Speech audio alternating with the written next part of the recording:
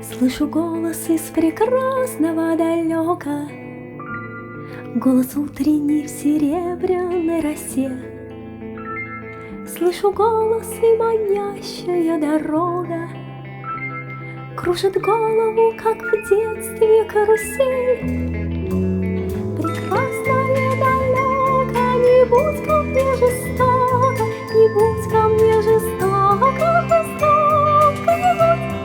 От чистого истока прекрасная далека, прекрасная далека, я начинаю путь.